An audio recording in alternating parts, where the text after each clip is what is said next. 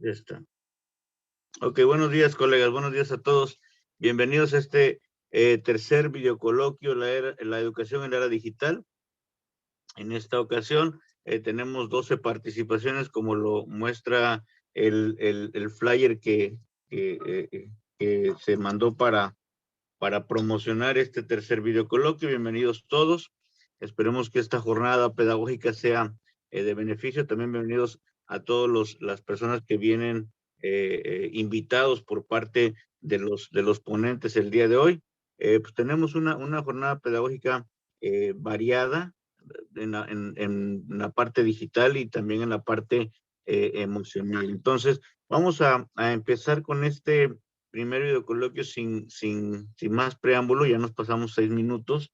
Sin embargo, ya saben que estas cuestiones tecnológicas son imperantes, ¿no? Entonces, el día de hoy comenzamos y abrimos nuestro tercer videocoloquio con la ponente Kenia Velázquez, y ella nos va a conversar, nos va a platicar acerca de el desarrollo de la inteligencia emocional en niños en edad de preescolar.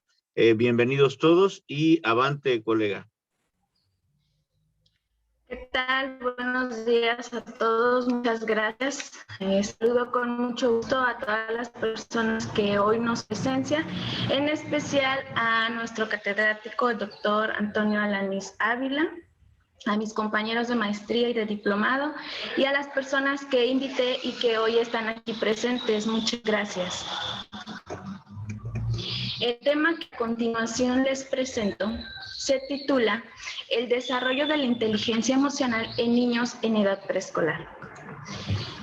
Mi nombre es Perla Kenia Velázquez y de antemano agradezco nuevamente al doctor Alanís, por motivarnos a participar en esta exposición de conocimientos y habilidades. Esto con el fin de obtener el grado en maestría en Ciencias de la Educación. A continuación, se espera que los participantes definan inteligencia emocional y conozcan la importancia que tiene en el desarrollo infantil. ¿Ven mi pantalla? Sí, ¿verdad? Bien. Reconozcan también a grandes rasgos la anatomía del desarrollo del cerebro emocional. Pero, ¿para qué sirven las emociones?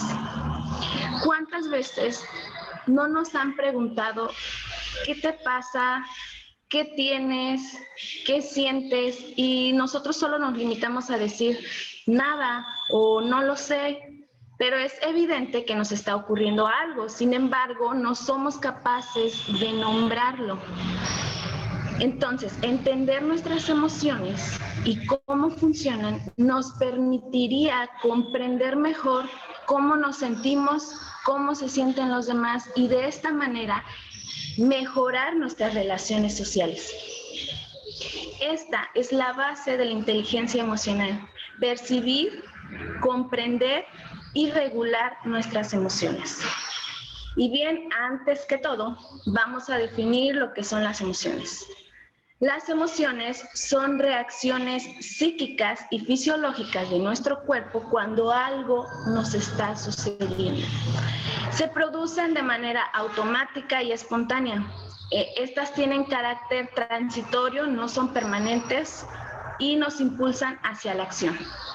Por ejemplo, cuando estamos experimentando la ira, aumenta el flujo sanguíneo de nuestras manos, y es por eso que es más fácil empuñar para golpear a quien representa en ese momento una amenaza. También el ritmo cardíaco y la adrenalina aumentan.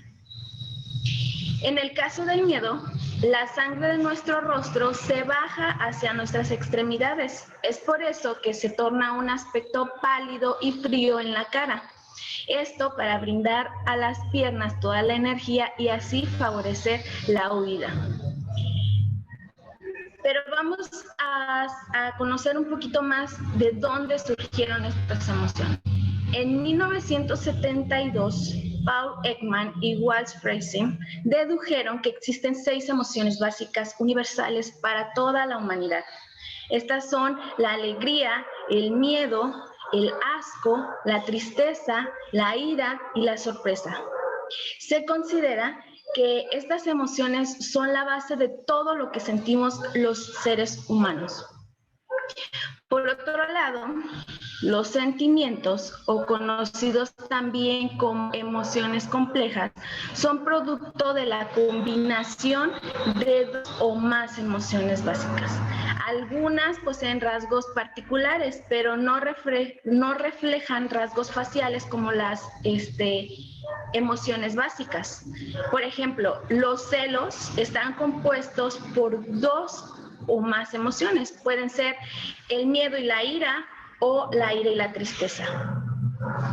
Ahora bien, ¿de dónde surgió el término inteligencia emocional? El término de inteligencia emocional aparece en 1990 en un escrito de los psicólogos americanos Peter Salovey y John Mayer. Pero este término se difundió a partir de 1995 después de la publicación del libro de Daniel Goleman. Definamos inteligencia emocional como la capacidad que tiene una persona de sentir, entender, controlar y modificar sus estados emocionales para beneficio propio y para los que lo rodean. Dicho en otras palabras, pudiera ser que es como tomar las riendas de nuestros impulsos emocionales y comprender los sentimientos más profundos de las demás personas. Y de esta manera gestionar nuestras relaciones sociales.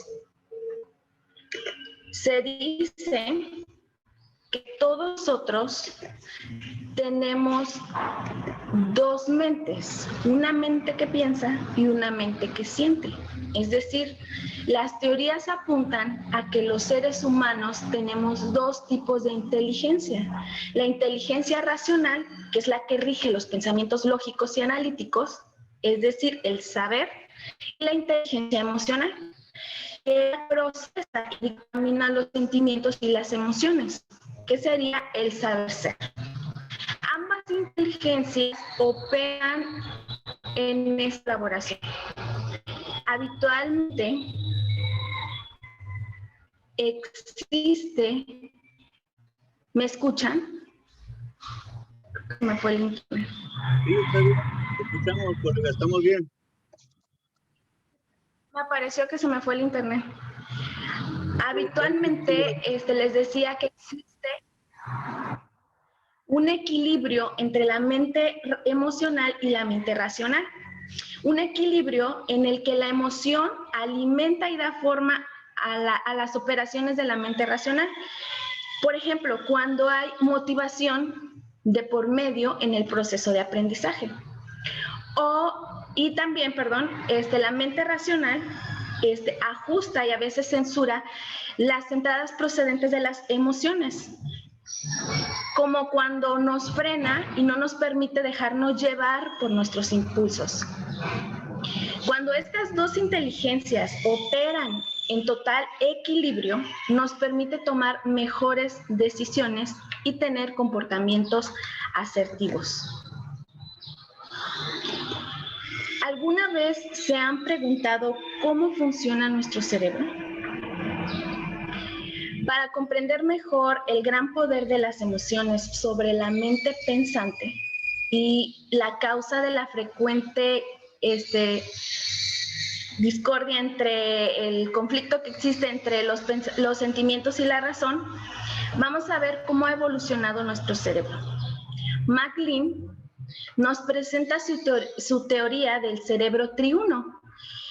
Él considera que el cerebro humano está formado por tres cerebros integrados en uno.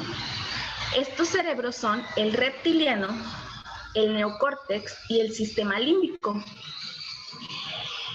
Cada una de estas áreas realiza diferentes funciones.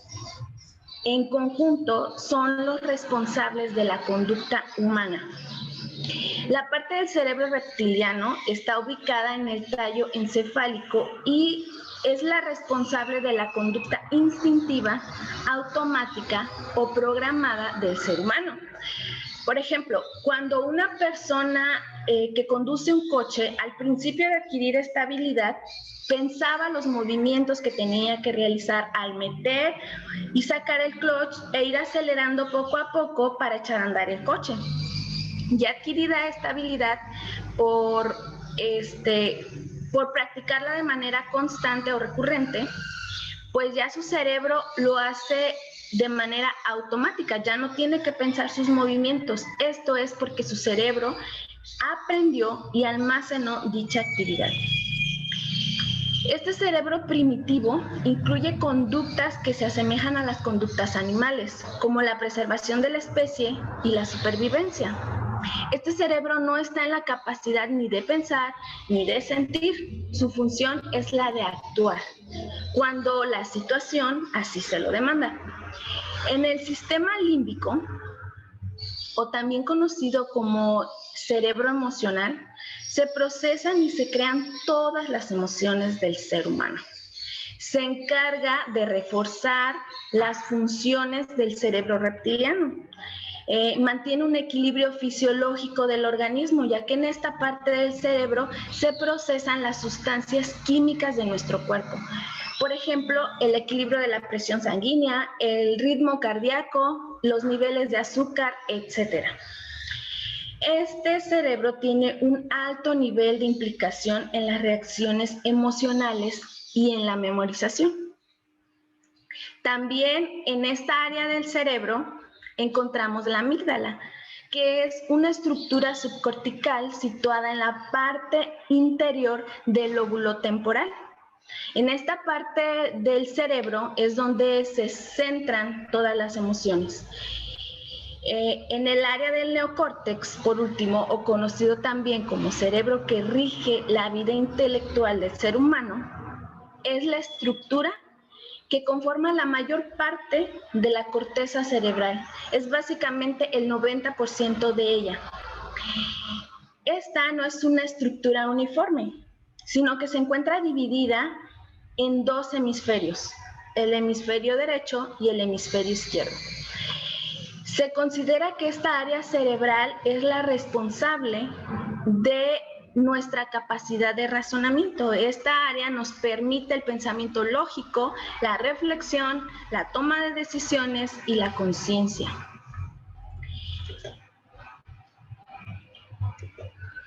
En ocasiones nos hemos encontrado con ciertas situaciones en las que hay una gran activación emocional y nuestro cerebro es secuestrado por un pequeño núcleo en forma de almendra, imagínenselo, de este tamaño, llamada amígdala, que como ya dijimos, se encuentra en el sistema límbico y tiene preponderancia en las emociones. El secuestro emocional, o también conocido como secuestro amigdalino, puede producirse, por ejemplo, como consecuencia de un estado de miedo intenso, en el cual nos motiva a huir o a atacar para defendernos de cierta situación. Durante este secuestro emocional, las personas pueden hacer cosas que no harían normalmente y de las que suelen arrepentirse cuando recuperan la calma. En este secuestro, la emoción les ciega y el pensamiento racional parece quedar totalmente desplazado. Les platico mi experiencia en cuanto a este secuestro amigdalino. En una noche me encontraba en Quahi, York, parada fuera de una tienda mandando mensajes de texto desde mi celular, cuando de pronto sale un joven corriendo de la nada y me lo arrebata.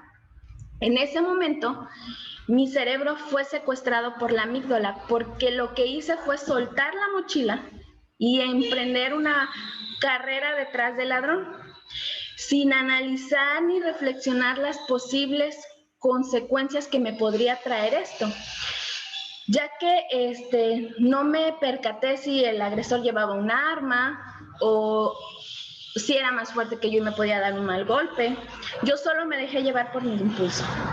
Así funciona el secuestro amigdalino. Cuando somos víctimas de una explosión emocional, el centro del sistema límbico declara una especie de estado de emergencia y recluta a todos los recursos del cerebro para poder llevar a cabo sus funciones. Este secuestro se produce en cuestión de segundos y genera inmediatamente una reacción en la corteza prefrontal, que es la zona vinculada con la reflexión, para que no tengamos tiempo ni de evaluar la situación, lo que está ocurriendo, ni de decidir de forma racional una buena solución. Yo creo que todos en algún momento hemos presenciado cuando un niño en edad temprana desea que le compren un juguete en el supermercado. Imaginémonos esta situación. Está un niño, pide que le compren un juguete, pero cuando se les niega la petición, ¿qué pasa? Ocurre una rabieta, ya que ellos no saben cómo manejar un secuestro amigdalino, debido a que no tienen bien desarrollada la corteza prefrontal, que es la que debería poner freno a estos impulsos. Pero, ¿qué pasa con el adulto involucrado en la rabieta del niño? Este pierde totalmente la calma y reacciona de forma negativa, regañándolo, castigándolo, agrediéndolo con comentarios hirientes e incluso físicamente. Obvio, empeorando totalmente la situación. Para la mayoría de los adultos está claro que estas cosas no deberíamos de hacer, pero en un momento de nervios nos descontrolamos y perdemos totalmente la cordura. Y bueno, es normal, sí, nos puede pasar a todos, pero siendo nosotros los adultos, deberíamos de tratar de controlarnos y no dejarnos llevar por el impulso. Los niños en edad temprana pues no pueden controlarse, pues su cerebro todavía es inmaduro, pero nosotros sí. Entonces, ¿por qué es importante desarrollar la inteligencia emocional desde la edad temprana? Creo que hay allá. Porque las emociones en la edad preescolar pueden resultar un poco perturbadoras para los niños. Por ejemplo, lo que es el miedo, la ira y la tristeza, los niños no saben cómo conflictuar este tipo de situaciones. Entonces, si enseñamos a los niños a gestionar sus emociones, podrían aprender mejor. Y esto no lo digo yo, sino infinitos estudios que se han hecho en cuanto a este tema. Y por lo tanto, estaríamos formando futuros líderes con habilidades y competencias emocionales que en un futuro logren hacer un buen equipo laboral. Conscientes de sus acciones, con un cerebro entrenado para afrontar situaciones difíciles de la vida cotidiana y además serán humanos empáticos, es decir, personas que logren ponerse en el lugar del otro y comprender los sentimientos más profundos de las personas que los rodean. Y en pocas palabras, estaremos formando personas felices. Es por ello que en las escuelas no solo se debería dar prioridad a los conocimientos de lectura, escritura y matemáticas, esas son habilidades básicas, sino que desarrollar también las competencias emocionales de los alumnos. Y no con esto quiero decir que una sea más importante que la otra, sino que deben de ir en estrecha relación una con la otra. En conclusión,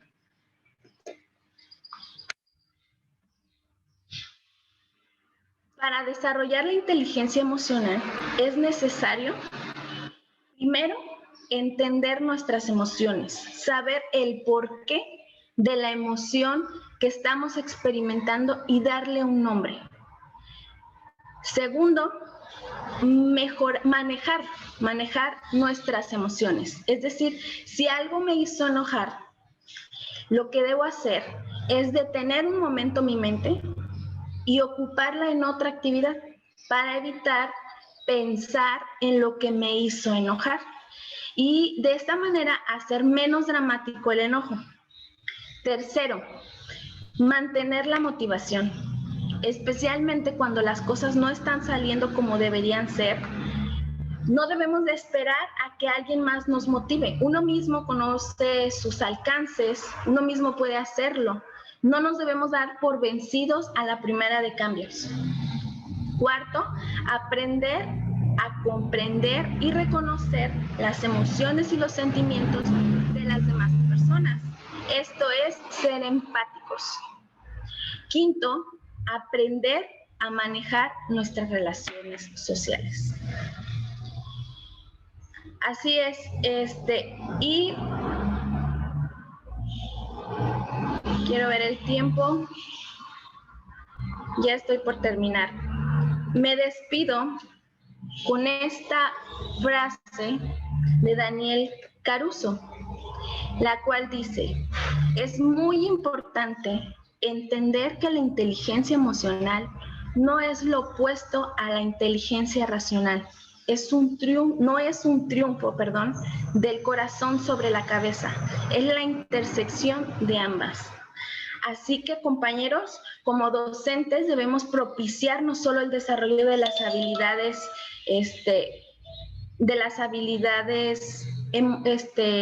básicas de lectura, escritura y matemáticas, sino también darle tiempo necesario a desarrollar las habilidades y competencias emocionales de nuestros alumnos, ya que el éxito no es de quien tiene un alto coeficiente intelectual, sino de quien logra establecer relaciones personales, sociales y laborales sanas. Y si gustan saber más sobre este tema, aquí les dejo las referencias bibliográficas para su consulta.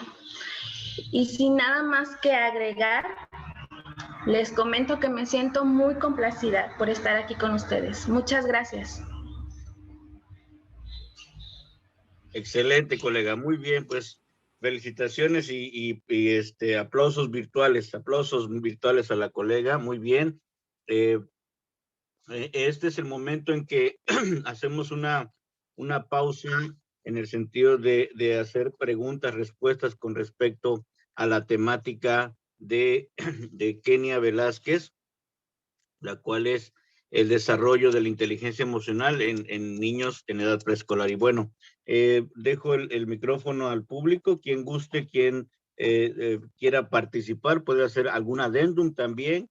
Los coloquios se componen de eso, no tan solo de dudas y preguntas que tengan, sino también de adendums que quieran los participantes agregar, o bien que les interese el tema y que quieran aprender más, pues pueden hacer también alguna pregunta. Dejo el micrófono.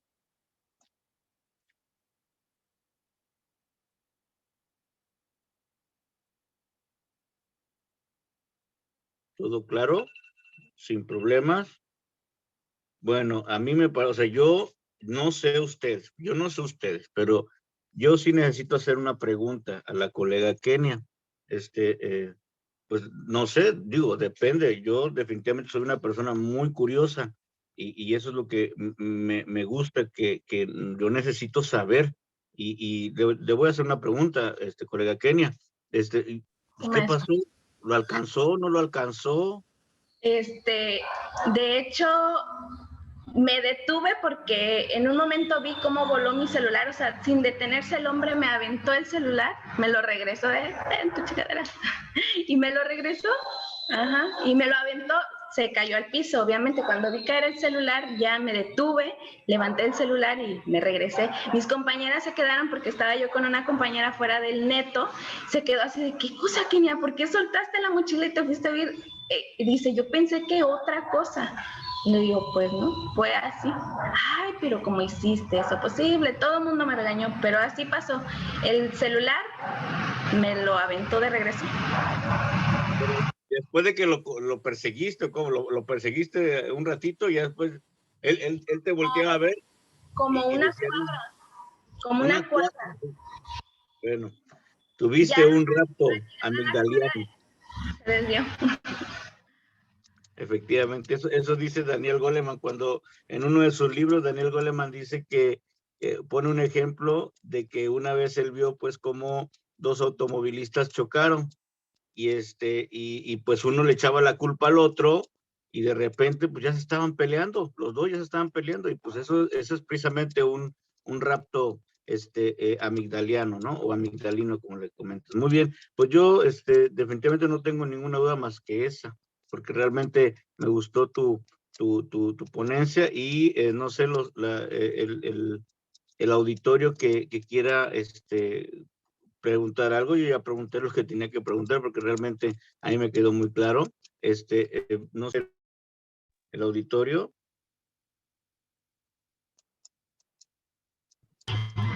Qué bueno que no hay duda. No, de hecho, compañera Kenia. A ver, ¿quién está hablando, perdón? Sí. Yo, Berenice, maestro. Hola, Osiris. hola, Osiris. Hola, buenos días a todos.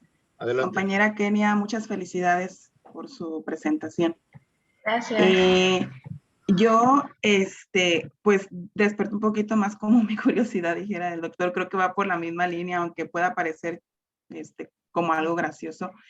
Es cierto que pasó esta especie de extravismo, por así decirlo, y tuviste esa reacción, ya respondiste al doctor que pues te vio correr, yo creo, la persona, y yo creo que te vio muy cerca y te aventó el teléfono para atrás, no sé qué cara te vería. Y pues ya dices que también te regañaron y demás, amigas, etcétera.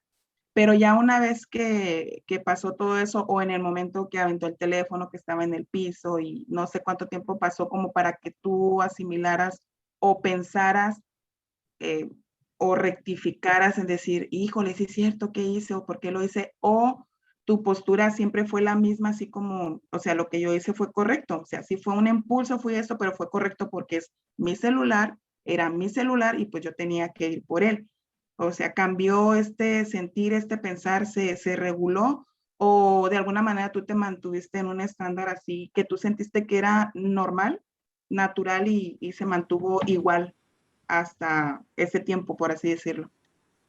Mira, en ese momento, pues como les comentaba, cuando la ira está presente, sube la adrenalina, sube el ritmo cardíaco. Entonces en ese momento yo tenía la razón, yo dije no, qué bueno que recuperé, si no lo hubiera hecho me hubiera arrepentido. En ese momento así lo vi, o sea, estuvo perfecto lo que hice. Yo misma me glorifiqué porque íbamos hacia la playa y dije, qué bueno que no perdí el celular y las fotos, no hubiera podido tomar fotos. Entonces, en ese momento yo estaba en lo correcto, pero cuando ya recobras la calma, ya piensas y dices, ¿y si era una persona que venía drogada? ¿Y si era una persona que traía un arma? No conocía, era nueva en Cuaji, yo tenía unos 2 meses viviendo en Cuaji, entonces yo no conocía a la gente, no sabía si esa persona me reconoció y más adelante me iba a encontrar. Días después anduve con mucho miedo, o sea, mucho tiempo anduve con miedo, me bajaba de la combi, me iba directo a la casa, andaba yo puro volteando para todos lados, porque yo tenía miedo, yo no sabía si la persona que lo hizo con toda la intención de que sabía que era yo y que más tarde me lo regresaba porque más tarde me lo iba a cobrar, no lo sabía. Así que tiempo estuve con miedo y alerta. Pero sí, respondiendo a tu pregunta, en el momento yo sentía que había hecho las cosas bien. Después vinieron los arrepentimientos. Exacto. Y una cosa importante Gracias. es, ¿puede colega regresar a la presentación esta donde viene como la escalerita? La última de conclusiones.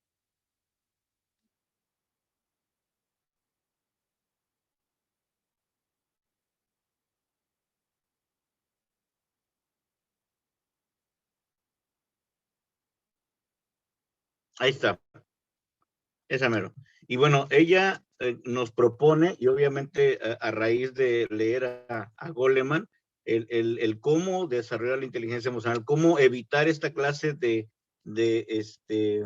raptos amigdalianos, ¿no? O amigdalinos, como quieran llamarle. Pues, entender nuestras emociones de primera instancia, como decía la colega, es importante saber dónde empieza la ira, dónde empieza el miedo, dónde está el miedo, dónde está la ira, dónde está el asco, dónde está la tristeza, ¿no? Saber exactamente qué es lo que nos hace o qué es lo que nos hace sentir. Luego decimos la palabra, es que estoy emocionado. Pues, ¿qué significa estar emocionado? Hay 7 tipos de emociones. ¿Cuál de las 7 estás sintiendo exactamente? ¿No? En este caso es lo que decimos regularmente, pero hay que saber bien diferenciar y es importante, ¿no? Efectivamente, tenemos nuestros raptos reptilianos de vez en cuando, sin embargo, lo importante, como dice Goleman, es hacer esto, ¿no? A lo mejor es como, pudiéramos decir, es que es algo teórico, eso nomás pasa así, ¿no? Se puede, podemos, ir regulando nuestras emociones con esta escalerita que nos propone la colega, que yo le felicito también, colega, y ya cuando hagamos la retroalimentación personal, pues ya platicaremos efectivamente de lo que ocurrió, pero mientras, pues muchas felicidades y gracias por su participación, y en este momento, pues ya deje de compartir, por favor. Muchas gracias, colega, y continuamos con nuestro coloquio y en este momento le damos paso a el siguiente ponente, que es Jorge Martínez Flores. Al colega Jorge Martínez Flores ya está compartiendo. Sí, doctor. Excelente. Entonces, Jorge Martínez, aquí estamos ya y es la segunda ponencia del día de hoy, que tiene que ver con la interculturalidad lingüística en educación primaria, y en esta ocasión el colega Jorge Martínez Flores nos va a platicar acerca de qué es la interculturalidad lingüística y cómo se vive esta interculturalidad lingüística en la educación primaria. Avante, colega.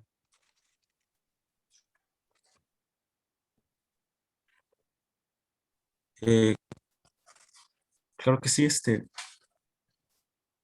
buenos días a todos, compañeros e invitados especiales. Mi nombre es Jorge Martínez Flores, estudiante del Diplomado en Innovación de Ambientes de Aprendizaje Online, que está impartido y coordinado por el doctor Félix Antonio Alanis Ávila, que gracias a su enseñanza he desarrollado nuevos conocimientos y habilidades que reflejan en su liderazgo y amplia experiencia en los diferentes niveles educativos. Y es el motivo del agradecimiento y reconocimiento de su empeño a este diplomado. La finalidad de esta presentación es como se lee a continuación. Exposición de conocimientos y habilidades para obtener el grado de licenciado en Ciencias de la Educación presenta Jorge Martínez Flores, Campus Tláhuac con Joven Guerrero, a 3 de julio de 2021.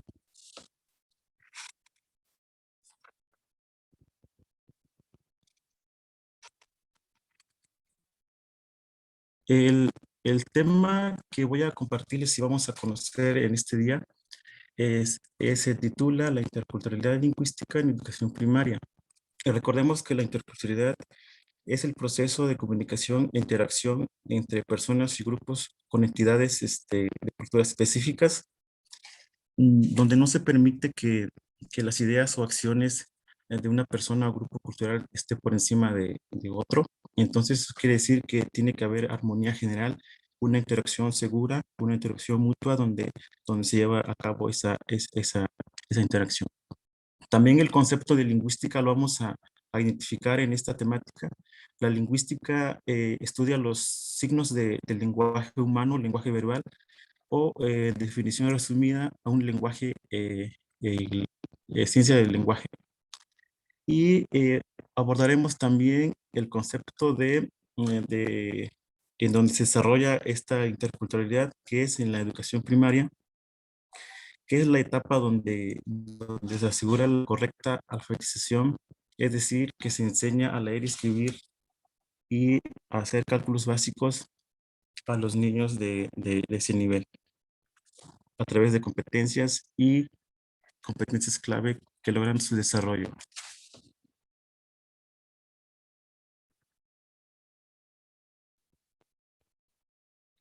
El propósito, ¿cuál es la intención? ¿Cuál vamos a aprender? El propósito es que los participantes reconozcan la interculturalidad lingüística en educación primaria. Al momento de mencionar la palabra reconozcan, significa que enfoquen la atención en la entidad la naturaleza y la circunstancia de las características de la educación en educación cultural. Por el motivo que la diversidad cultural se refleja en las aulas y es una de las variables que tiene influencia crucial en el clima del centro de trabajo. Un suceso importante que da lo que es la interculturalidad es los movimientos migratorios que han ocasionado profundos cambios en la estructura social y educativa.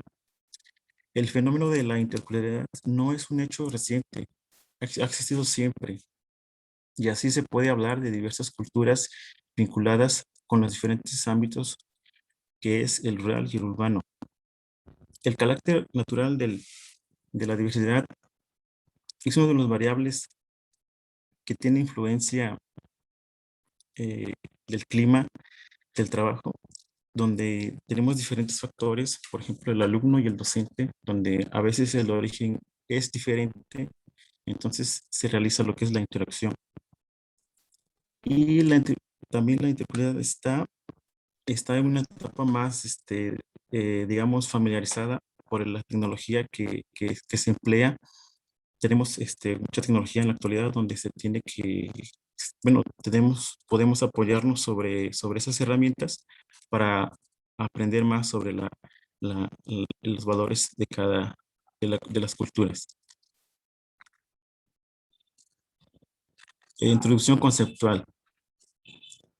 A través de apartados, como por ejemplo, observamos 3 apartados en esta diapositiva. El primer apartado es la intercultural lingüística, y sabiendo que la lengua constituye el principal elemento de la cultura, porque ello tenemos que dar cuenta de las necesidades del aprendizaje de las lenguas extranjeras o las lenguas maternas. Y recordemos que en nuestra región, el estado de Guerrero, tenemos lenguas maternas y lenguas extranjeras.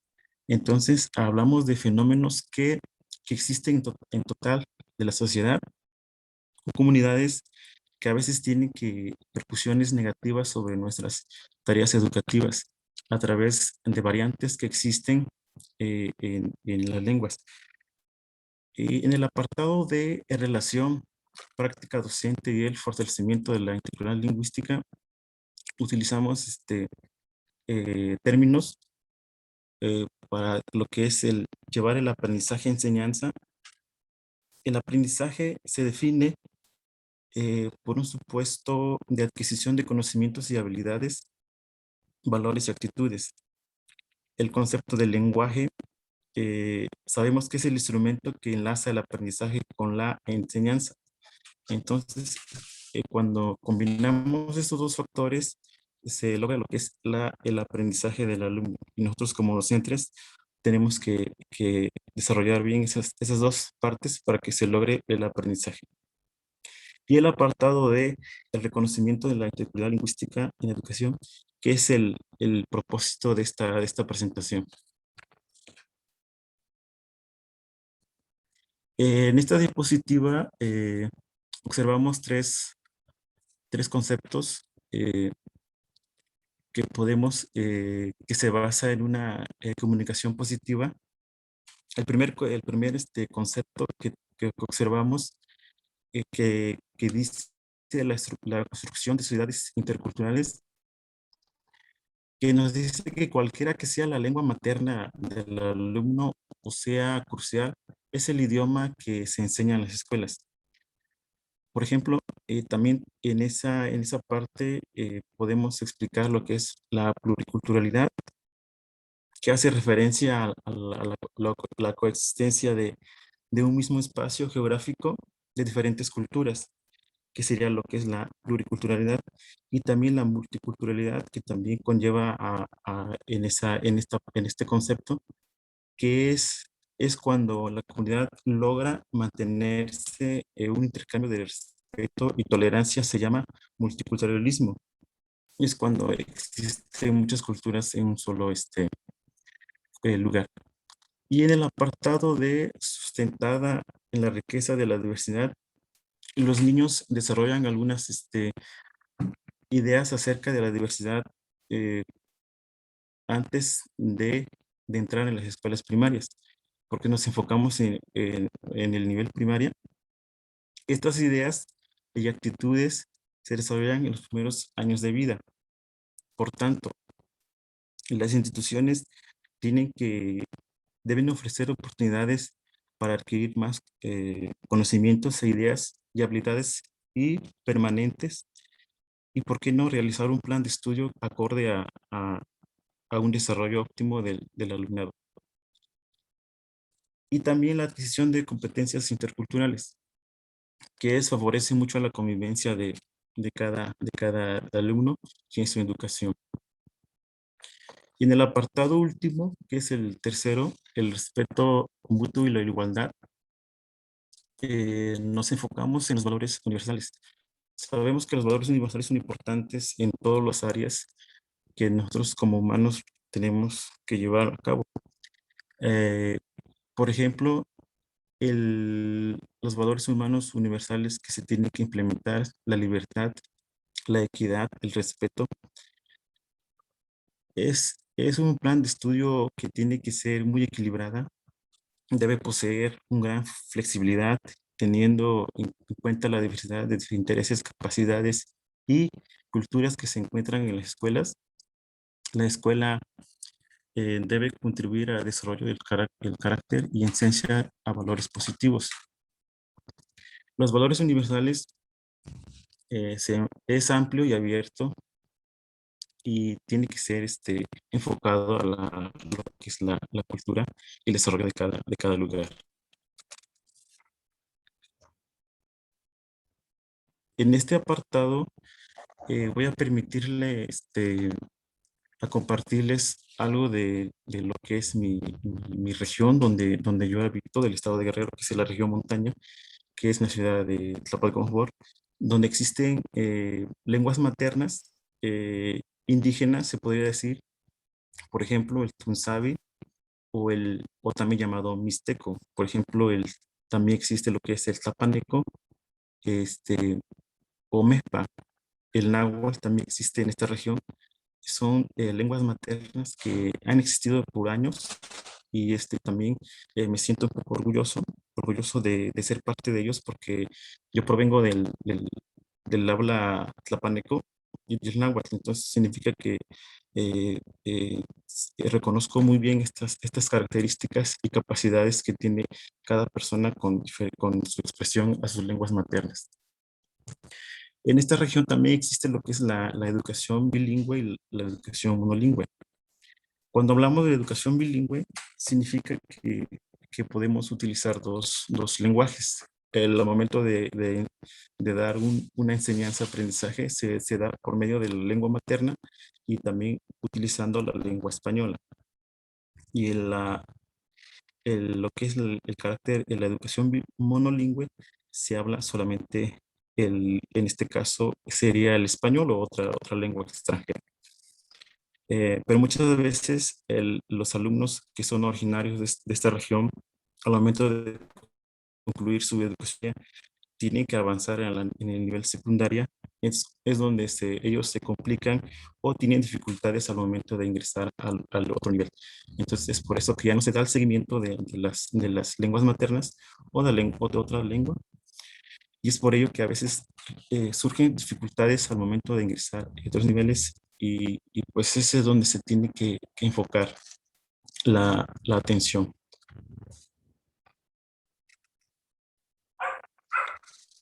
Actividades del docente.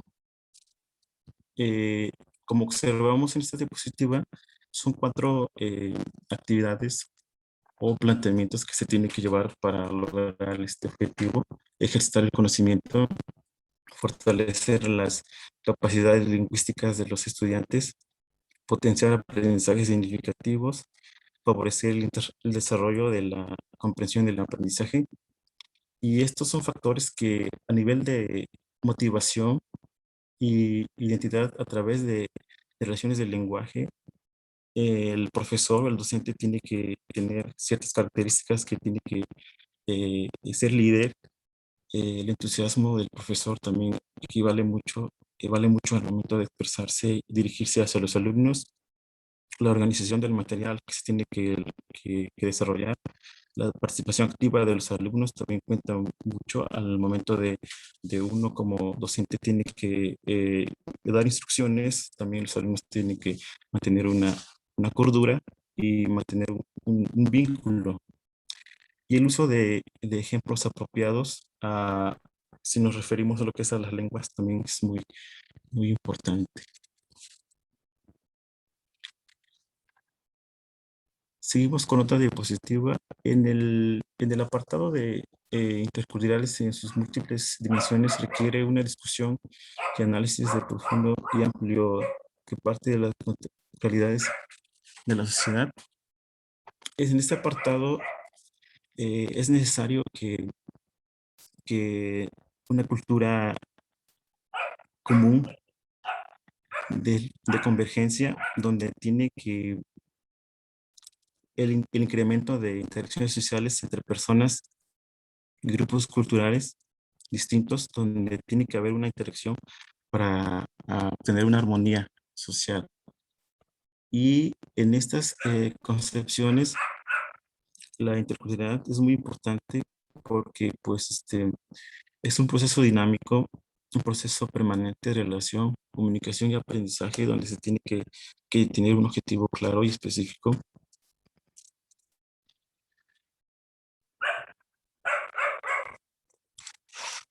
El, bueno, seguimos.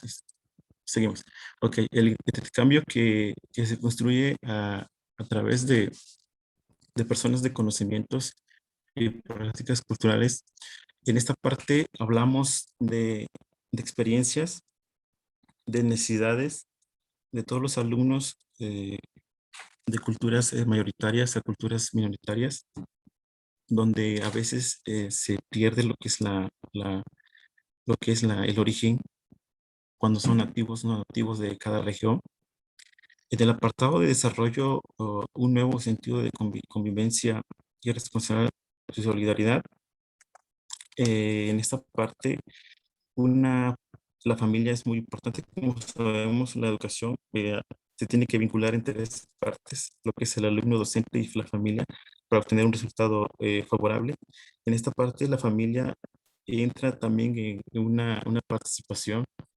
La familia, sin duda, es el primer elemento de educación, tiene un papel decisivo en el desarrollo del alumno, y también se ha observado que al momento de los alumnos que provienen de familias con valores positivos, tienen un mayor aprovechamiento escolar y tienen un mayor porcentaje de adquirir más conocimientos. Y los alumnos que provienen de familias con problemáticas, a veces con problemas o deficiencia en su desarrollo familiar, tienen problemas al momento de adaptarse en el área de educación. Por ello es necesario fomentar la interpretación, la participación de familiares en vida del centro de trabajo a través de campañas, a través de cursos, a través de jornadas. En este caso serían jornadas interculturales donde se reconozcan las dificultades que tengan cada alumno y así apoyarlo para que pueda tener un avance significativo.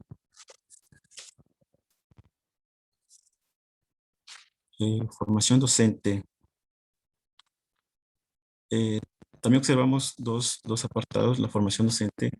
La formación docente tiene que ver mucho en las capacidades del maestro. En este caso, tiene que capacitarse, tiene que tener cursos.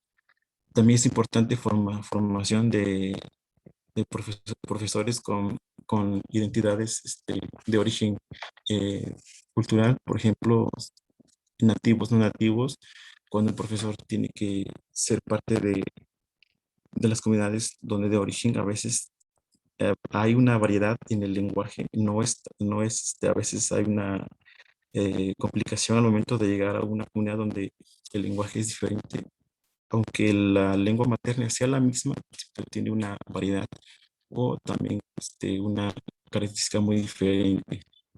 También resulta crucial que docentes sean imparciales, sean posiciones y prácticas centradas en la educación intercultural. Significa que tiene que haber una em, imparcialidad, que no tiene que tener preferencias al momento de ser instructor educativo. No tiene que preferir a los alumnos que tengan o que sean discriminados, ¿no? Eso es lo que se tiene que impartir.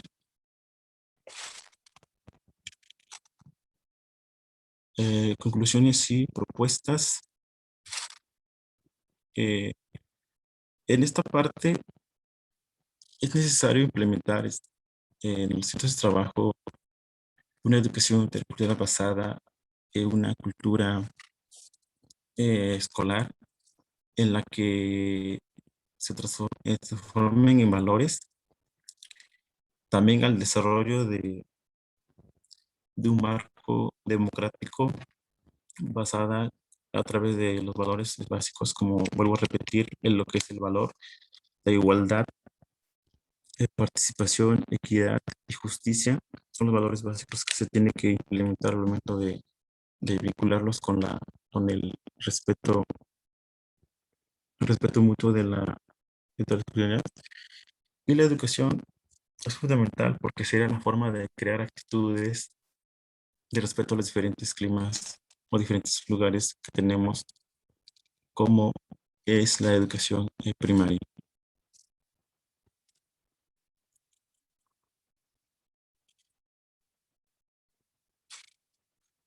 También otra propuesta importante, la educación intercultural tiene que ser formando alumnos de todos los grupos culturales para poder adaptarse y desenvolverse y ser competentes tanto en el contexto de la cultura en relación o como en su cultura de origen.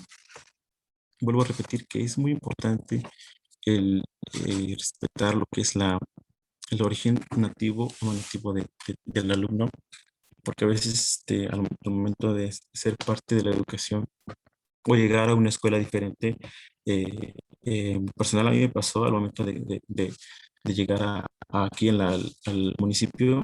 Yo vivía en una comunidad donde la cultura era muy diferente, entonces me costó un poco al momento de adaptarme en esta cultura que es muy, digamos, muy diferente.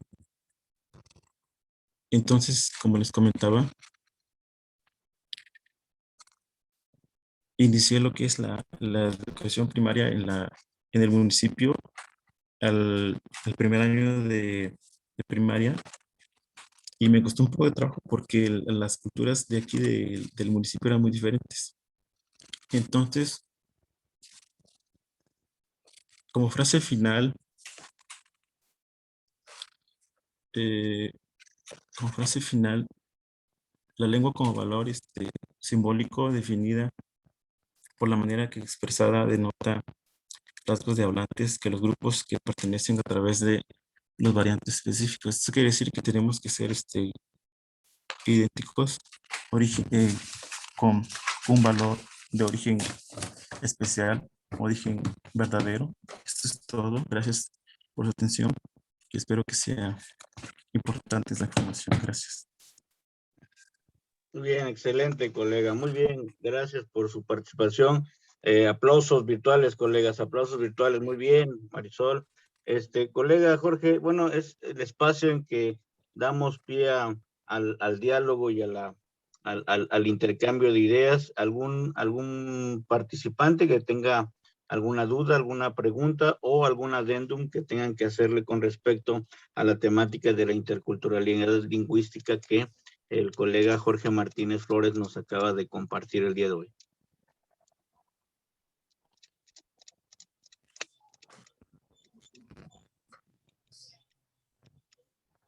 ¿Nadie?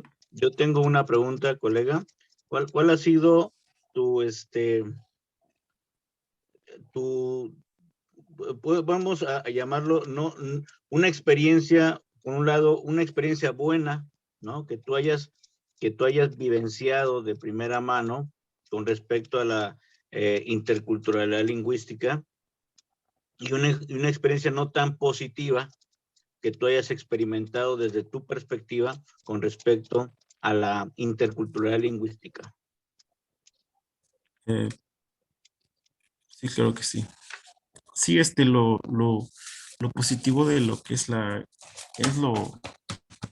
variante que tiene que ser, o lo provechoso, en la riqueza de las culturas que tenemos en nuestra región, por decirlo, en el estado de Guerrero, o las regiones que tiene. Y lo negativo es que a veces,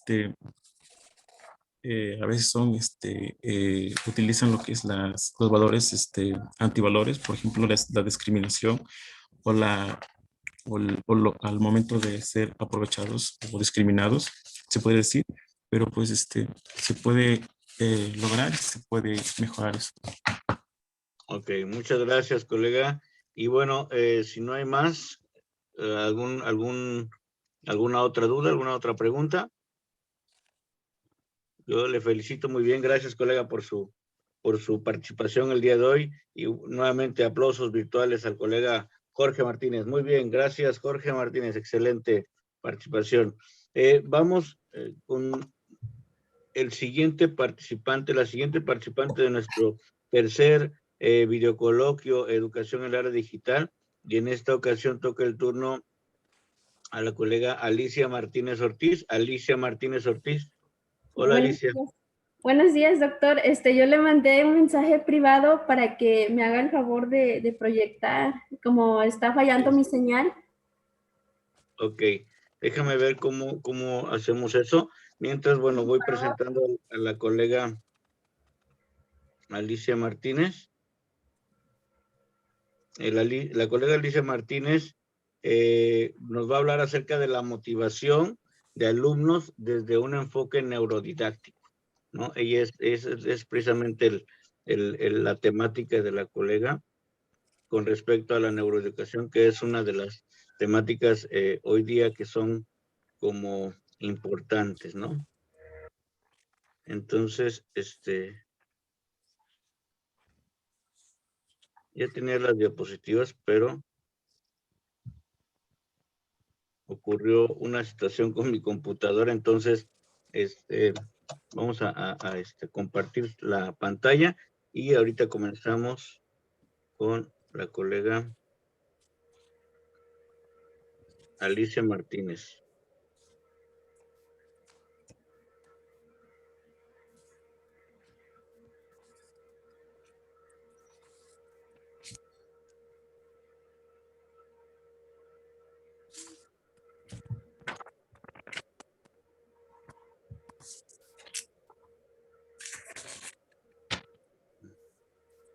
Permítame un momento.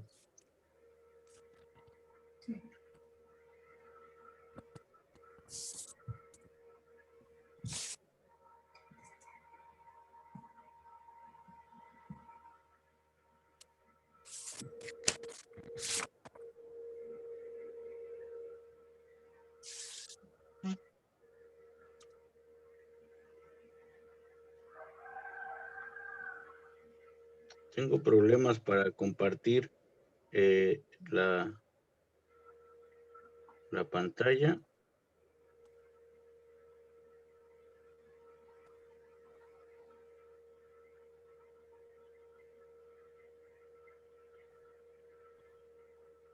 Y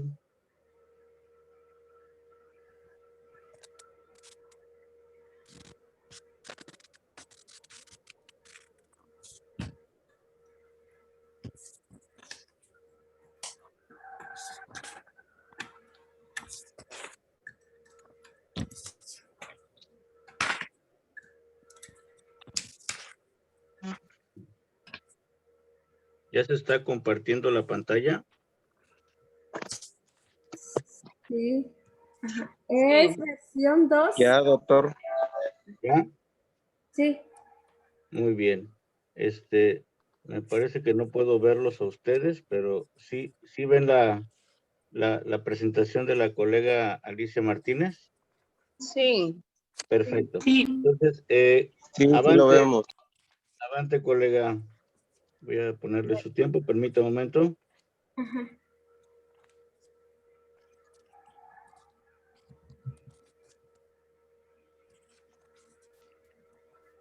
Y avante, colega.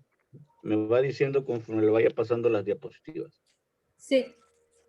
Muy buenos días con maestros y maestras y a cada uno de los invitados que nos acompañan en este espacio. Primeramente, con la intención de agradecer al doctor Alanís por su acompañamiento en este diplomado y en especial por su paciencia en el desarrollo de dicho trabajo. A ver.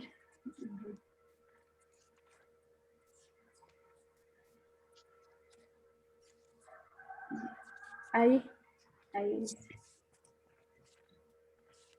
Este tema de la motivación de los alumnos desde un enfoque neurodidáctico se escogió pensando que este tema, de acuerdo con las condiciones que vivimos hoy en día, es importante promover la motivación de los alumnos para generar un aprendizaje significativo. Por esa razón se escogió este tema. Se presentan un propósito. El propósito se pretende que cada uno de los participantes se lleven un conocimiento más amplio sobre la neurodidáctica.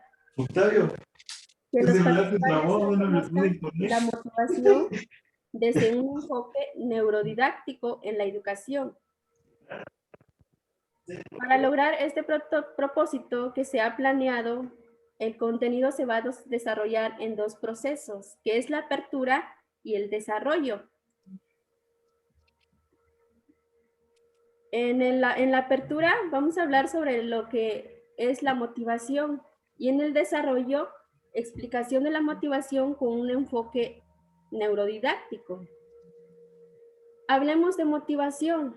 La motivación es un estado interno que activa y dirige y mantiene la conducta de la persona, ya sea hacia metas o fines determinados. Es el impulso que mueve a la persona, a cada uno de nosotros, ya sea docente o alumnos, a realizar determinadas acciones, persistir en ella para su culminación. Para ello se enfocó en 4 puntos importantes, que es la gratificación, que debe de ser gratificante, intrínseca, extrínseca y inherente a la personalidad.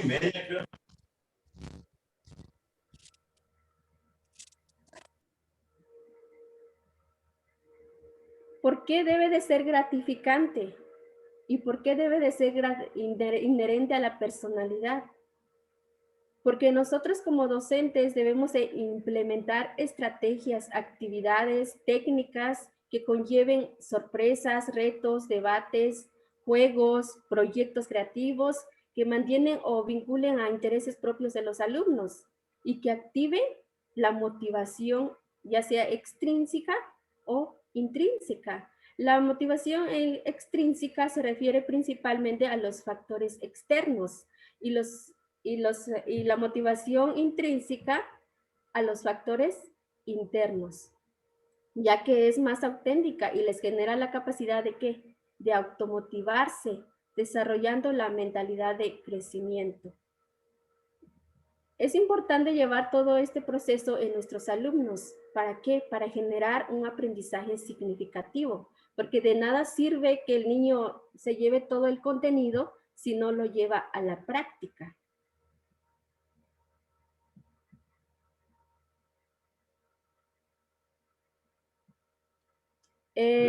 ¿Sí le pasa la otra diapositiva? Sí, claro. En este apartado vamos a hablar de la neurodidáctica en sí. La neurodidáctica es una disciplina nueva, la que aporta para promover cambios, ya sean grandes o significativos, que podría originar una verdadera revolución en el arte de enseñar. La neurodidáctica es una rama de la pedagogía basada en la neurociencia que otorga una orientación a la educación. Esto nos quiere decir que es una disciplina especializada en la optimización del proceso de enseñanza a partir del desarrollo del funcionamiento cerebral. Su principal herramienta es utilizar las emociones para que el aprendizaje, ya como les mencionaba, sea efectivo. En la actualidad, el panorama que ahora sí que nosotros, los docentes, no solo en el estado de Guerrero, sino de todo el país o quizás en todo el mundo, en la actualidad es complejo. Cada día que nos enfrentamos al reto de enganchar a unos alumnos que ni son como los de antes, que ni responden a los mismos estímulos, por la influencia de las nuevas tecnologías que hoy en día está avanzando. Y nos obliga como docentes ahora sí, a prepararnos para captar su atención, ya que conviene conocer cómo funciona el cerebro humano durante el aprendizaje y ahí entra el juego la neurodidáctica. Por ejemplo, no podemos seguir enseñando a cada nueva generación de niños como a la anterior y como él. Muchas otras figuras del ámbito educativo consideran que la educación en la era tecnológica en que vivimos hoy en día debe cambiar para afrontar con éxito la tarea de conquistar a los nuevos estudiantes. Porque de nada sirve que nosotros como docentes estemos en el aula dando todo el contenido, pero sin que el alumno lo lleve a la práctica. La cuestión es cómo hacerlo. Y ahí entra en juego la neurodidáctica, que se presenta como una alternativa prometedora para evolucionar lo que es la educación. Y para lograr todo esto, debemos de utilizar metodologías. Como repetir una y otra vez los mismos contenidos hasta que el niño lo aprenda. Memorizarlo. Y también podemos decir que memorizarlo no parece la mejor forma de aprender hoy en día, ya que lo dice la neurociencia, que es el conjunto de disciplinas científicas que estudian el sistema nervioso con el fin de comprender mejor los mecanismos que regulan el control de las reacciones nerviosas y el comportamiento del cerebro. Gracias a la neurociencia aplicada a la educación, sabemos que la motivación y los retos son capaces de activar determinadas zonas del cerebro que ayudan el proceso de aprendizaje, ya que la neurodidáctica sirve para desarrollar y aplicar nuevas metodologías. Y como docentes, ya como les mencionaba, que debemos de implementar estrategias, técnicas, actividades lúdicas, para que los alumnos se sientan a gusto y quieran aprender nuevos conocimientos. Y para eso, de acuerdo a mi investigación, la neurodidáctica nos señala 4 puntos claves, que es la plasticidad cerebral, neuronas espejo, emociones y aprendizaje multisensorial. La plasticidad cerebral, el cerebro posee capacidad de adaptarse a lo largo de toda la vida y con la estimulación adecuada es capaz de generar nuevas conexiones neuronales. La neurona espejo, este grupo de células nerviosas de nuestro cerebro se activa cuando observamos cómo otras personas realizan una acción. Nos permite no solo imitar comportamientos, sino entender qué le ocurre a la persona que tenemos a nuestro alrededor, en este caso a nuestros alumnos, que los vemos a diario, ya sea de manera virtual o presencial. Las emociones.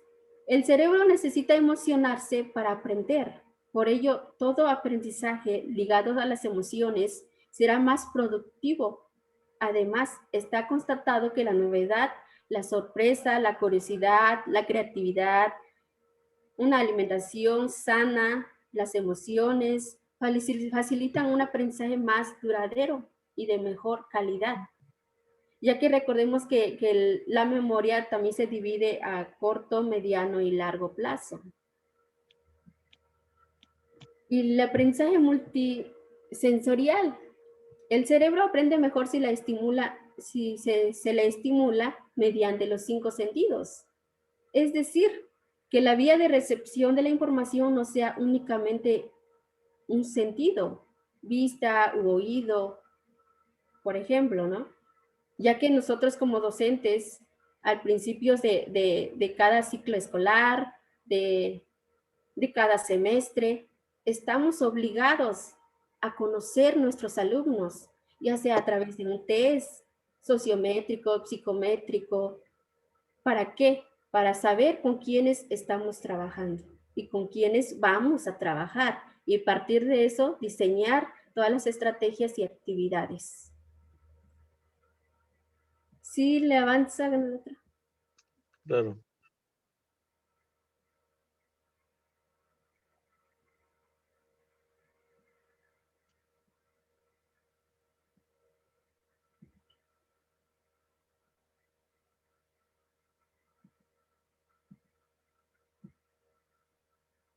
Hola, hola. Sí, sí se escucha. Colega Alicia. ¿Sí se escucha? Sí, la escuchamos.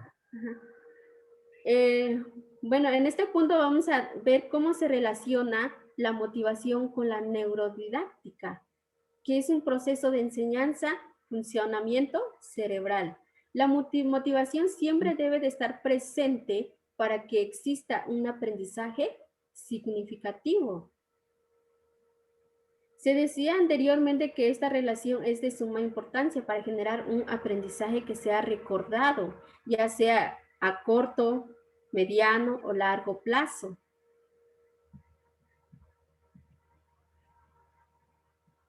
¿Sí le avanza, por favor? Sí, claro.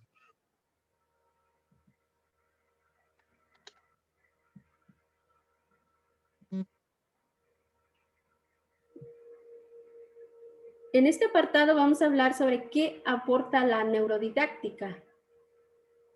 Lo vamos a dividir en dos modelos, modelo actual y modelo neurodidáctica. Esto transforma la manera de enseñar y de aprender. En el modelo actual, el educando aprende, pero a través de la motivación. El docente solo se enfoca en los contenidos. Y en el modelo de la neurodidáctica, el aprendizaje es cooperativo, centrado en lo motivacional. Es un proceso educativo adaptado al funcionamiento de nuestro cerebro a partir de los conocimientos proporcionados por la ciencia.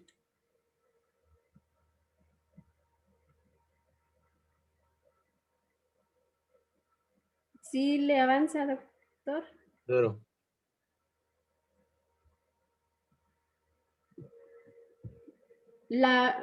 Aquí nos hace una pregunta. ¿Cómo se puede aplicar la neurodidáctica en el aula? La neurodidáctica en el aula se divide en dos puntos importantes, que es de la teoría a la práctica. Y para generar un aprendizaje relevante, que el niño sea capaz de llevarlo a la práctica, nos presentan los siguientes puntos, que debe de ser motivadora, multisensorial, multimemorística, significativa, transdisciplinar, constructiva, desafiante, crítica y creativa. Debe de ser vivencial, social, adaptativa, formativa, rubricada, estructurada y metacognitiva. ¿A qué se refiere cada uno de estos puntos? La motivadora, ya se los mencionaba hace un momento, debe de incluir sorpresas, retos, debates, juegos, proyectos creativos que emocionen o vinculen intereses propios de los alumnos. Y se mencionaba que debe de ser intrínseca y extrínseca. La multisensorial. En este punto, debemos de utilizar múltiples canales de entrada a la información, ya sea auditiva, a través de la auditiva, vista, tacto, gusto, olfato, e incluso el sistema vestibular propioceptivo. Cuanta más formas de acceder y comprender una información se utilice, más enriquecedora es la experiencia de aprendizaje, porque asimila diferentes formas de entender la información. Esto ayuda no solo a su comprensión, sino también a su memorización y recuperación, motivación y capacidad de prestar atención.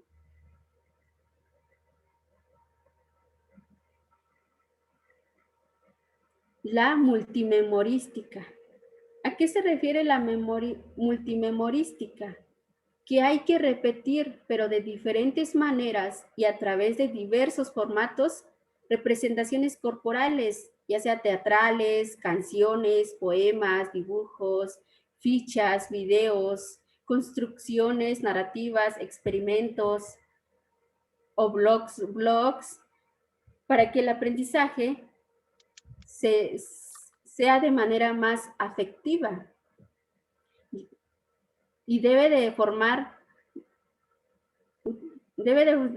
ser de una forma holística, utilizando los diferentes tipos de memoria que posee el ser humano. Memoria de trabajo, memoria a corto plazo y memoria a largo plazo. ¿Por qué es significativa? Que tenga en cuenta los intereses y necesidades de los alumnos dentro de un contexto social y global. ¿Por qué? Porque como nosotros los docentes no podemos llegar con una planeación que sea de una ciudad y llevarlo a cabo con los alumnos por ejemplo, de la región montaña, ¿no? Pues son contextos muy diferentes y no tendría la misma necesidad que tiene el niño. Y debe de tener objetivos reales que se puedan transferir a su mundo real. No hay niño que no se comprometa con lo que le gusta. Si nosotros como docentes llevamos métodos adecuados para ese niño, se va a generar un aprendizaje significativo. Para el niño va a ser significativa. Un contenido aprendido, ya sea de forma que perdure para mucho tiempo o para mediano plazo. Transdisciplinar es un aprendizaje multicompetencial, como en el mundo real. Las competencias se presentan juntas y revueltas, superando las distintas materias o áreas que la forman para ir más allá, hacer actividades. Y también puedo decir que es totalmente antinatural y no prepara el alumno ni para la vida real ni para la transferencial de conocimientos si no se lleva a cabo de manera adecuada. Constructiva, que implique los conocimientos previos guardados en las diferentes memorias del ser humano. Evocar lo que el alumno ya sabe para seguir construyendo su aprendizaje, y eso facilita la comprensión y el almacenamiento de los nuevos conocimientos aplicado en todo el grupo. La construcción del conocimiento se vuelve colectiva y social, enriqueciéndola más para cada alumno. También puede ser desafiante, que implique un reto lo suficiente cercano, pero a la vez difícil, para que los alumnos les interese resolverlo sin que lleguen a abandonarlo. Muchas veces el alumno llega a abandonar, a lo mejor en nivel preescolar, primaria, secundaria, el porcentaje es mínimo, pero ya si hablamos de un nivel medio superior o la universidad, si el niño o si el joven no le encuentra tanto interés, lo abandona sus estudios. bien por estar fuera de sus posibilidades o bien por resultar demasiado fácil. Y para que ellos logren culminar en cualquier nivel, tienen que encontrar ese significado que es desafiante, crítica y creativa, que implique poner en riesgo el razonamiento crítico y la creatividad. Como docentes, debemos de inculcar al niño que debe de ser creativo, no solo en sus actividades, sino al momento en que él se involucre en su contexto. Vivencial, fundamental sobre todo en la infancia, donde el mundo se conoce a través de las funciones sensomotoras. Se consigue no solo a través de metodologías activas, ya hablábamos de metodología en las diapositivas anteriores, sino también dotando a los ejercicios y actividades, tareas, momentos vivenciales, a través de los sentidos y el movimiento, utilizando materiales manipulativos o sensitivos, para que el niño, para que los alumnos lo comprendan. Social. Regresamos a hablar sobre lo neurodidáctico, que las neuronas espejo, la epigenética, los estudios sociales son muestra suficiente de que somos seres sociales, que necesitamos de nuestro contexto para aprender. En el aula lo mejor es aprender con los otros. Un minuto, colega. Debe de ser adaptativa, que tenga en cuenta la etapa de desarrollo evolutivo del niño. Formativa, que aporte mecanismos en donde el niño sea capaz de formarse para un futuro.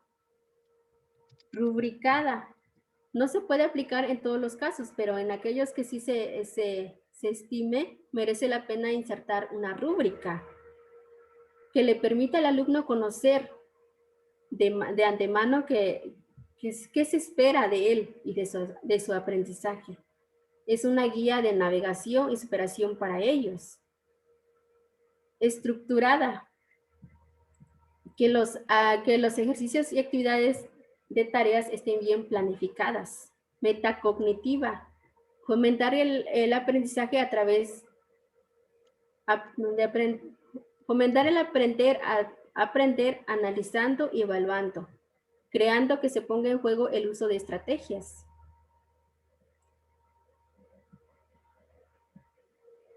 ¿Sí le pasa al otro?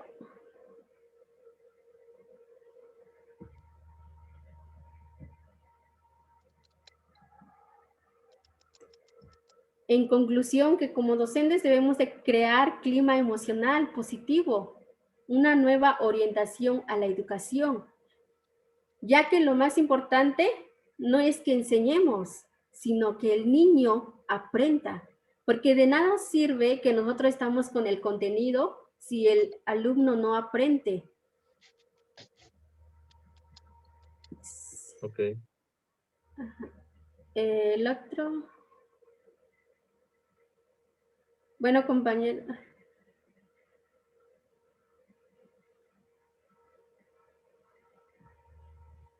Nunca consideres el estudio como una obligación, sino como una oportunidad para penetrar en el bello y maravilloso mundo del saber. Yo escogí esta frase con la intención de darles a conocer o que nosotros lo llevemos a nuestros alumnos, que la educación no debe ser obligatoria, el niño no lo debe de ver así, que más que obligatoria para el niño debe de ser una forma de aprender, de generar nuevos conocimientos, que en un futuro le va a servir para involucrarse al campo laboral. A continuación tenemos la bibliografía por si alguno de ustedes tiene interés de saber más sobre la neurodidáctica. Aquí tenemos algunos links para que puedan acceder. Es todo, compañeros.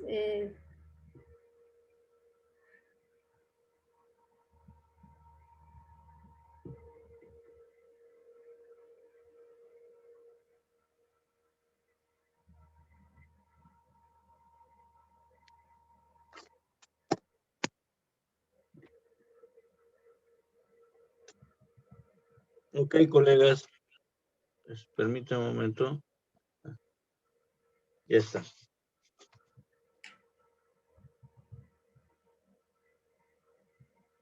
Ok, colegas, pues un aplauso virtual, excelente, muy bien, gracias, colega Alicia Martínez. Y bueno, en esta temática, pues muy actual, que es la neurodidáctica, pues vamos a ver si tienen alguna duda, el auditorio, si tienen alguna pregunta, alguna adendum que tengan que hacer con respecto a la motivación en el asunto de la neurodidáctica y dentro de las neurociencias, que es una de las temáticas, pues hoy día que son, están todavía en estudios todavía, ¿no? Sin embargo,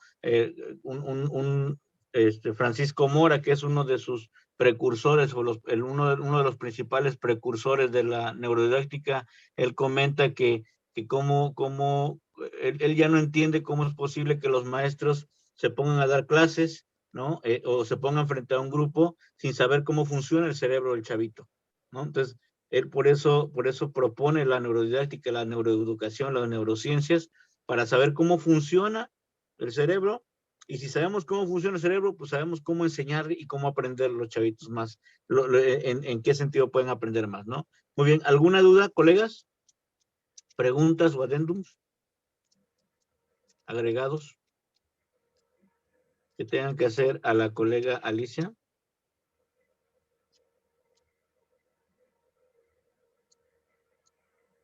Nada, doctor, todo estuvo muy bien. Excelente, muy bien, gracias. Gracias, colega. Pero bueno, yo sí le voy a hacer respecto a esta temática de la neuroeducación, y cuando hiciste tu investigación, Alicia, quiero preguntarte, ¿qué es lo que te gustaría seguir aprendiendo más específicamente dentro de las múltiples temáticas que hay dentro de la neuroeducación? ¿Cuál es la temática que dices, mira, ve, dentro de la neuroeducación, esto me gustaría aprender más? Me gustaría aprender más sobre lo que es la plasticidad cerebral. Excelente, excelente tema. Ajá, las neuronas espejo, cómo es que funcionan. Porque así como lo dice usted, de nada nos sirve llevar un contenido a los alumnos si no conocemos todo eso, la forma de cómo el niño debe de aprender. Y como Exacto. ajá. Exactamente. Y por ejemplo, un ejemplo que dice Francisco Mora, cuando utilizamos la palabra analizar, ¿no? ¿Cuándo sé que un chavito analiza? Cuando se pone así, está analizando así. Y ya lo vemos así, y está analizando ese cuate, ¿no? O sea, pues no, obviamente que no, dice Francisco Mora, ¿no? No sabemos cómo analiza, claro que sí se puede saber cómo analiza un chavito cuando escribe algo, ¿no? Cuando yo le digo, a ver, escribe lo que entendiste aquí, y entonces empieza a girar la ardilla, y dice, a ver, voy a estructurar, para empezar tiene que utilizar la lengua para que lo que escriba sea entendible para cualquier persona, y quiero que me escribas 100 palabras de lo que entendiste. Órale, 100 palabras de lo que entendiste. Eso es análisis. Cuando algo se ve, se siente y se ve presente, ahí es donde la neuroeducación cobra validez, ¿no? No cuando nos ponemos así, pensadores y todo, ¿no? Así no analizamos. Muy bien, pues gracias, colega Alicia, muy bien, le felicito también por su participación, y continuamos con esta primera parte de nuestro tercer videocoloquio. Recordemos la dinámica que no se las comenté al principio, son 20 minutos de parte de los ponentes en conferencia directa, y posteriormente hay 10 minutos de 10 minutos de preguntas, respuestas o agregados que se le tengan que hacer a la temática, y posteriormente comienza el otro ponente, y van a ser así en tandas de 4 personas. Ahorita, por ejemplo, ya vamos en la ponencia número 4, que tiene que ver con el uso de Geniali en la docencia virtual, que en esta ocasión Ilia Itzel González, colega Ilia Itzel González, está ya lista. Ilia Itzel González.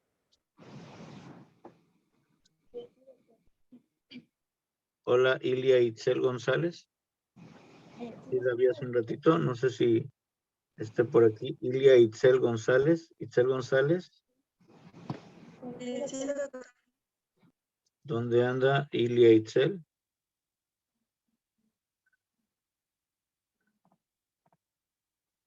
Itzel González. Hola, Sí, Itzel. doctor. ¿Ya puede compartir su pantalla? Sí.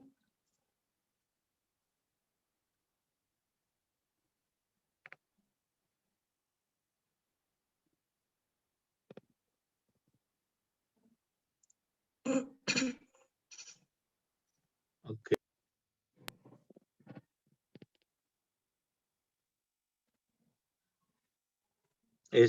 Colega Ilia, de alguno de sus dos dispositivos va a tener que desactivar el audio. Yo creo que de su computadora desactive el audio para que quede solamente encendido el audio de su celular para que dé audio y video a su celular. ¿Le parece?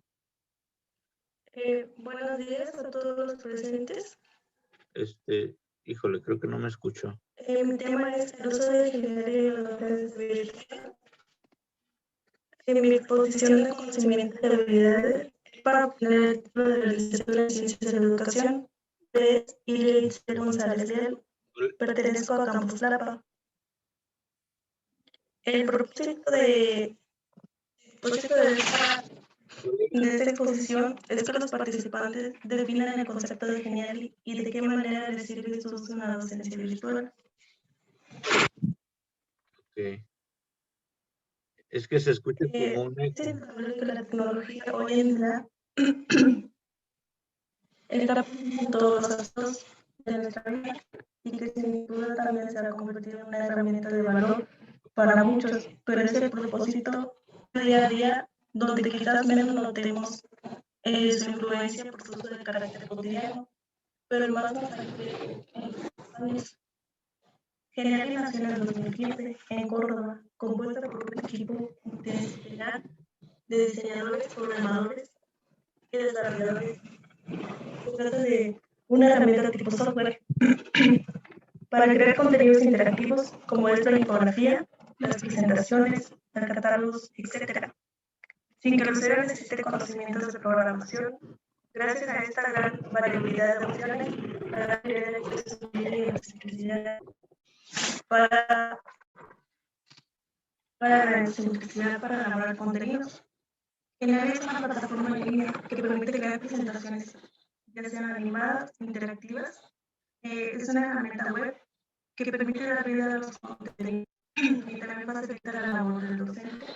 Gracias a una sencilla interfaz, la versión gratuita de Genial permite creaciones ilimitadas y también recibir visualizaciones ilimitadas. Gracias a Genial nos hace posible enriquecer cualquier tema con interactividad. Animaciones como de manera más fácil y rápida. Es una plataforma que se adapta a la gran mayoría de métodos de aprendizaje e incrementar la motivación y la autonomía, la aparición también del alumnado.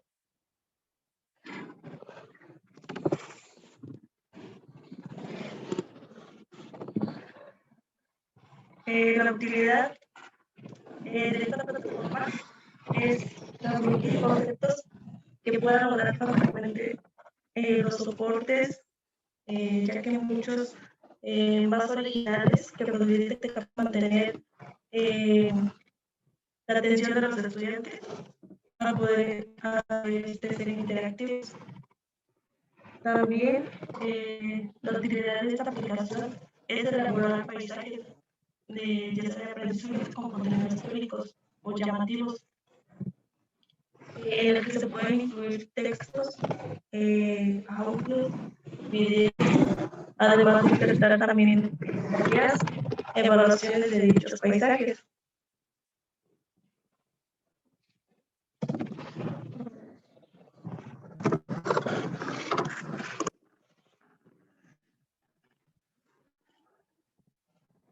Las características principales son la animación, dar vida a las imágenes, a las placas, a los gráficos, movimientos, que pueden configurar fácilmente y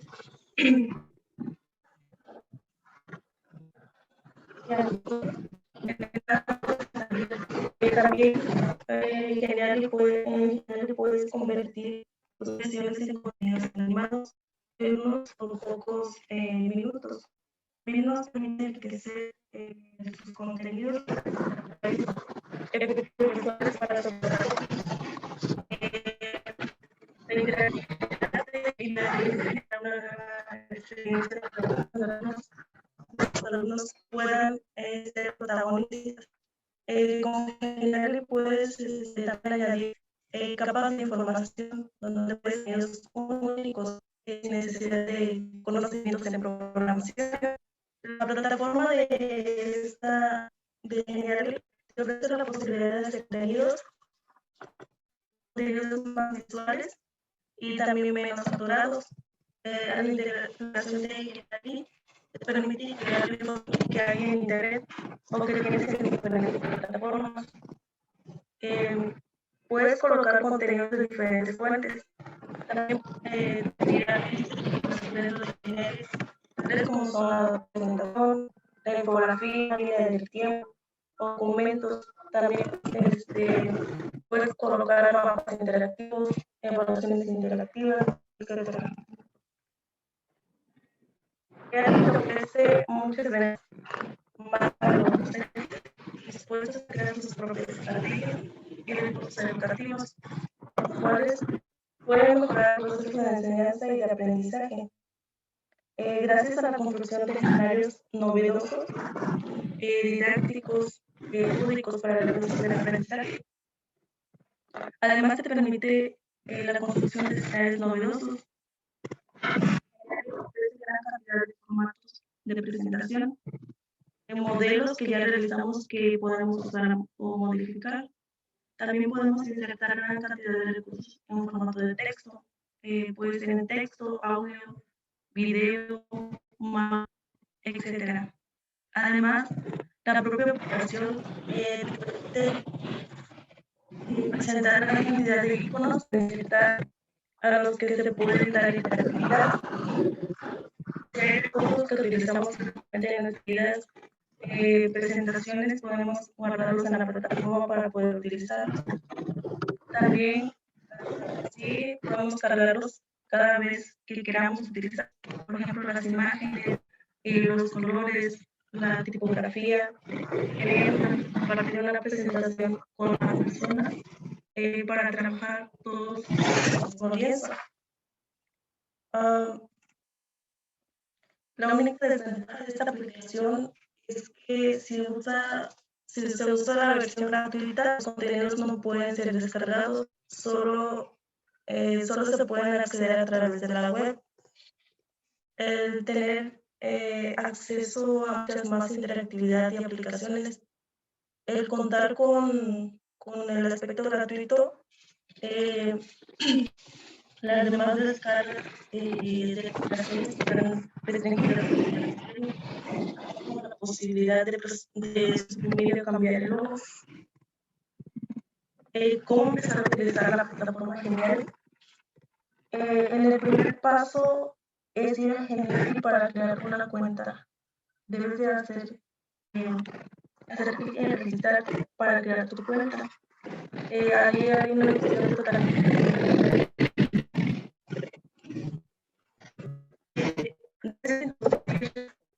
tu correo, puedes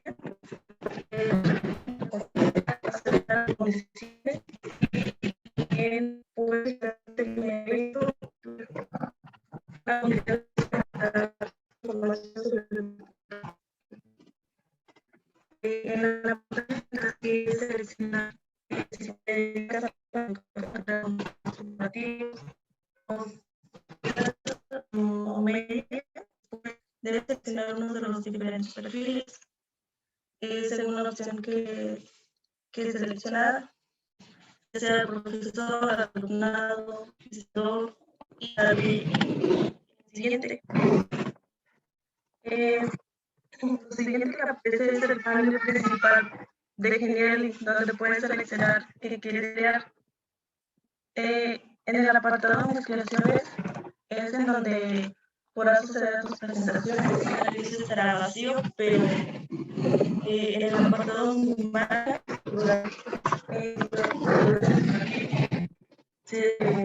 de un plan de pago, y después te aparecerá en la sección inspiración, donde puedes ver otras presentaciones realizadas con Genial y para obtener ideas para crear tu primera presentación en Genial.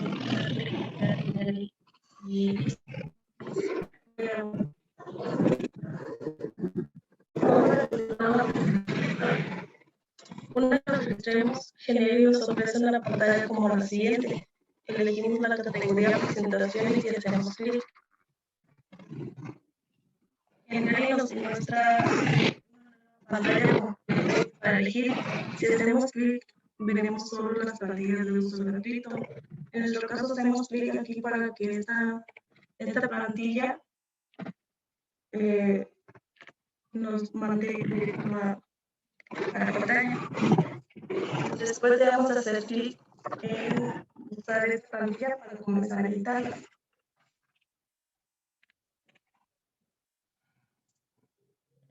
El programa nos pide que utilizemos las plantillas de página. Podemos utilizar que le damos algunas de estas, ya que más tarde podremos cambiar la decisión. Al terminar debemos hacer para que se vean las diapositivas que muestran. Desde este menú podremos elegir imágenes, interactivos o otros recursos. Aquí podemos ver las páginas con las diapositivas en miniatura y si lo deseamos podemos ver más páginas añadir páginas. Bueno, es un motor donde nos dice lo que debemos hacer. En eso sería una acción programada.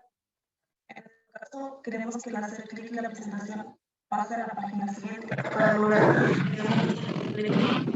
sobre el borde de este botón para que se active el menú en 3 opciones. Para colocar nuestro texto, hacemos clic en presentación de los recursos digitales y empezamos a escribir.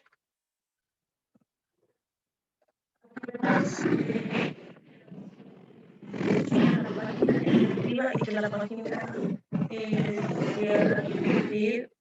es la llamada de índice, en donde lo ponemos para terminar y hacemos clic en guardar y en ella pues ya creamos nuestra página. Utilizar una clase. Para hacer más interesante la clase, el docente, por ejemplo, al comenzar su clase puede utilizar video como video presentaciones con el automático para mostrar sus temas. Los nuevos productos y proyectos abren un nuevo mundo de opciones para el profesional. La principal característica es que pueden construir dispositivos para que avancen de manera como lo haría un video. También esto nos permitiría construir grandes carrusales donde nosotros como docentes podemos utilizarlo para explicar nuestros temas que se van a ver en la clase. También podemos insertar una videopresentación encabezando pues, el sitio web o plataforma en línea, donde se va a comprobar o aumentar la participación de los alumnos con los contenidos que le vayamos a presentar.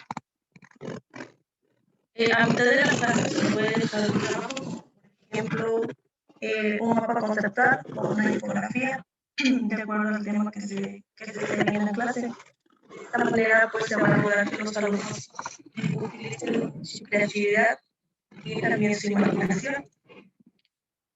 Al terminar la clase, podemos utilizarlo, por ejemplo, en las evaluaciones interactivas, donde nosotros como profesor, previo a la clase, ya sea presencial o virtual, podemos preparar las preguntas o afirmaciones que se someterán a discusión. En la clase se presentan las preguntas, afirmaciones a los estudiantes y da un tiempo determinado para las respuestas, para que los estudiantes nos puedan contestar. Para la educación básica se pueden utilizar presentaciones, por ejemplo, pintar, que las actividades que en la educación básica se utiliza más con los alumnos, donde podemos convertir nuestras presentaciones en pizarras digitales. Aquí nuestros estudiantes pueden rodear los puntos claves o dibujar las imágenes correspondientes. Podemos añadir nuestros propios audios a una presentación de video para narrarla. También podemos utilizar una presentación calificada como base para nuestro próximo examen. Como siempre, debemos utilizar una herramienta externa como las opciones del paquete de Google y los juegos. En ella podemos hacer que los estudiantes, a través de los materiales de nuestro examen, de manera que se mantengan ocupados y adivinen lo que viene después. Para conectar hay que evitar las diapositivas estáticas en contenidos extensos. Las presentaciones interactivas y dinámicas tienen que tener en mente conectar con los alumnos y de esta manera hacerlos sentir como protagonistas.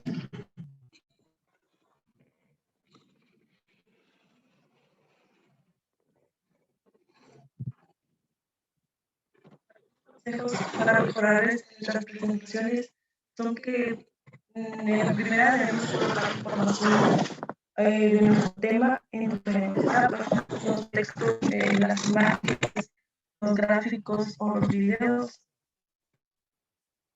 También debemos de los más extensas, eventualmente para investigar cuando el alumno haga clic en un determinado elemento de la presentación.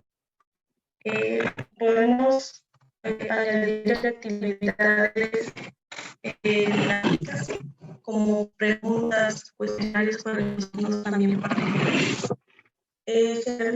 Nos permite insertar elementos externos en las presentaciones. Cualquier elemento que se incruste funciona del mismo modo que la plataforma original. En conclusión, el mundo está cambiando, a veces por necesidad que por elección, y la educación también lo está haciendo. No siempre podremos estar presentes, pero sí podremos vernos, seguiremos aprendiendo y continuaremos con esa ilusión que nos motiva a todos. Debemos aprovechar esta herramienta para poner en práctica nuestro talento y sacar al máximo el partido de nuestra labor docente. Vivimos en una era en la que las nuevas tecnologías tienen un gran impacto en nuestra vida, lo cual esto nos afecta en la educación en cuanto a que los procesos de enseñanza y aprendizaje han cambiado. Y por tanto las metodologías deben tener en cuenta los estudiantes más motivados aprenden con mayor rapidez y frecuentemente a la hora de la verdad los estudiantes se encuentran con un doble frente. ¿A qué me refiero con esto? Que por ejemplo el primero de ellos es que debemos de tener que desaprender todo conocimiento adquirido a través de su experiencia como docentes. El segundo, a lo que nos enfrentamos, es tener que cambiar las aplicaciones de las nuevas herramientas y de las tecnologías de la información. En las aulas que por el tiempo se han ido quedando atrás, en lo que la innovación tecnológica se refiere, es que por ello que a nuestro juicio la tarea de aplicar nuestras metodologías en la ciencia debe de recaer en el cuerpo, pues en el cuerpo docente, ya que es el encargado de aplicar pues su experiencia y su talento a los alumnos. En fase final, yo le puse ese momento de explorar, de ser creativos y de trabajar. Esto sería de todo de mi parte. Gracias. Muy bien, aplausos virtuales, colegas, muy bien. Itzel González, ¿algún adendum que tengan que hacer, colegas, con respecto al uso de esta herramienta digital que es el Geniali? ¿Alguna pregunta, alguna duda? Básicamente nos mostró de qué manera se puede utilizar el Geniali en la educación. Muy bien, colega Itzel, pues yo no tengo ninguna duda. Por este espacio del diplomado, del videocoloquio, perdón, pues ya terminamos primera etapa. Son 3 etapas, 4 participantes por etapa, y esta sería pues la conclusión de esta primera etapa, de este primer momento. Y sin más, nos despedimos y nos encontramos nuevamente a las 11 de la mañana con la temática que nuestro colega